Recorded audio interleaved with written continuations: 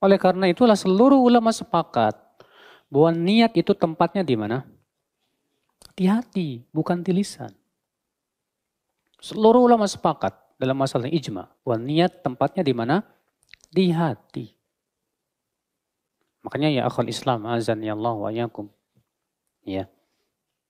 Ini yang berhubungan dengan masalah pelafadzan niat, Pak. Apakah niat itu perlu dilafadzkan atau tidak? Jawabnya sebetulnya tidak perlu. Ya. Sekarang saya mau sholat nih Pak. Kemudian ada orang sholat melafadzkan niat. Usolli fardhu dhuhri arba'a raka'atin adaan atau mustaqbilal qiblah. Ya, harus tambahin lagi adaan atau qadaan misalnya. Imaman atau makmuman misalnya.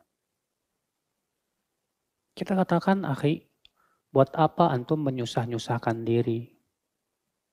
Rasulullah tidak pernah melakukan itu. Para sahabat tidak pernah melakukan itu. Para tabiin tidak pernah melakukan itu. Kalau itu baik, tentu mereka lebih paham dong. Tentu mereka yang lebih mendahului kita kepada itu semua. Ya. Apakah pernah kita mendengar Rasulullah SAW ketika mau sholat melafadzkan niat? Enggak ada. Bahkan ketika ada seorang laki-laki yang Pak, dia itu enggak becus sholatnya Pak. Iya. Waktu itu dalam hadis riwayat Bukhari dan Muslim, ada seorang laki-laki datang ke masjid. Lalu ia mengucapkan salam kepada Rasulullah, Assalamualaikum. Lalu ia itu sholat. Dan sholatnya cepat banget Pak. Enggak tumanina. Setelah selesai sholat datang ke Rasulullah dan berkata Assalamualaikum. Kata Rasulullah waalaikumsalam. Irji fa sholli fa innaka lam tusalli. Balik lagi kamu sholat. Kamu belum sholat. Akhirnya sholat lagi Pak. Dengan cepatnya. Setelah selesai sholat datang lagi ke Rasulullah. Assalamualaikum. Kata Rasulullah waalaikumsalam. Balik lagi kamu sholat. Kamu belum sholat. Sholat lagi Pak. Yang ketiga kalinya datang lagi ke Rasulullah. Kata Rasulullah apa? Balik lagi kamu sholat. Kamu belum sholat.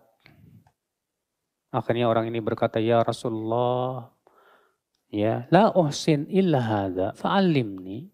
Aku tidak bisa melakukan yang aku tahu cuma begini ya Rasulullah. Tolong dong ajarkan aku gimana. Apa kata Rasulullah?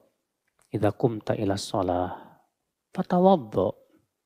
Tsumma istaqbilal qiblah fakabbir. Kalau kamu mau sholat, berwudulah. Lalu menghadaplah ke kiblat, lalu bertakbirlah. Rasulullah tidak pernah ada mengajarkan, lalu ucapkan nih, niat, tidak perlu. Sebagian orang mengatakan, kayaknya nggak mantep itu kalau nggak diucapin mas. Ya, bukan masalah mantep-mantepan mas. Yang penting ada nggak sunnahnya dari Rasulullah SAW. Ada enggak contohnya dari Rasulullah SAW? Kebaikan itu adalah yang diajarkan oleh Rasulullah SAW. Iya. Saudaraku seiman. Nah ini jadi niat itu tempatnya di mana? Di hati. Tidak perlu dilafadzkan? Tidak perlu. Lalu bagaimana dengan Rasulullah SAW ketika menyembelih hewan kurban? Dan beliau mengatakan, hadza anni wa an ahli baiti. Kita katakan, kalau memang sudah ada dalilnya dari Rasulullah SAW, na'am, kita laksanakan. Kalau begitu, kenapa kita nggak kiaskan aja? Ya, kita katakan kalau kias itu benar, pasti yang pertama kali melakukannya Rasulullah. Kalau kias itu benar, pasti yang pertama kali melakukannya siapa? Rasulullah. Kalau kias itu benar, pasti yang paling pertama kali memahaminya siapa? Para sahabat Rasulullah Sallallahu Alaihi Wasallam.